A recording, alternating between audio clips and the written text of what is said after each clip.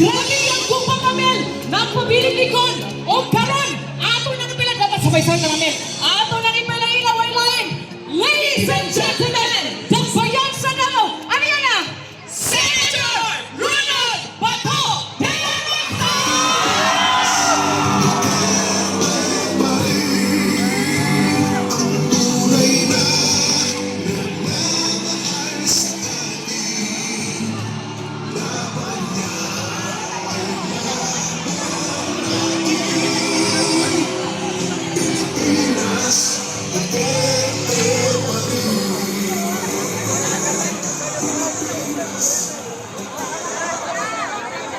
Tama na.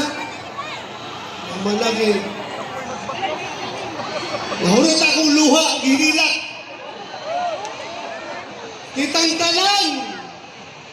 Nagahilak sa nga panghitabo. Busa unta, maminaw silang tanan sa atong kasubo. Una ko magpadayon, mangayan ako mayong gabi kanyang tanan. Mayong gabi eh! Kaya balo ko dili maayo inyong gabi eh. Tungod kayo inyong kasing-kasing nagasubo sa nahitabo sa ato ang pinangga nga amahan sa lungsod o sa tibok Pilipinas. Naglagot kamo. Kung kamo naglagot, labi na ako. Pero una ko magpadayon, selfie sa tabi.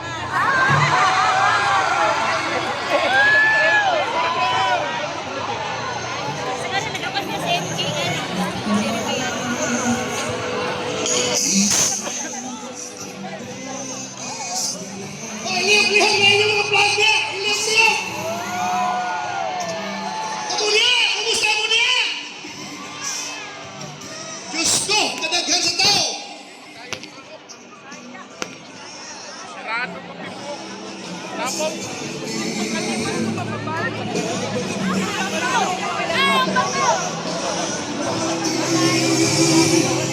Pilipinas,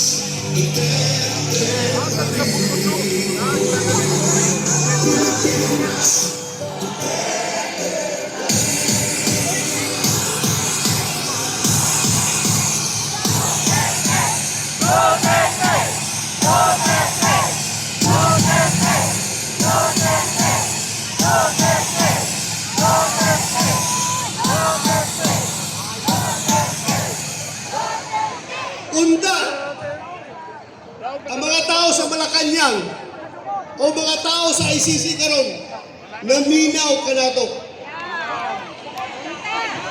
Bisag sila wala mga kasing-kasing, dapat unda iladanaon kining tao, sea of humanity, longing for the return of our beloved Father.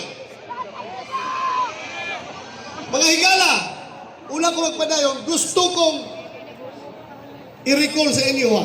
I-refresh na ako inyong mga una-una. Nining atong campaign sa war on drugs. Ang atong uplang tukhang.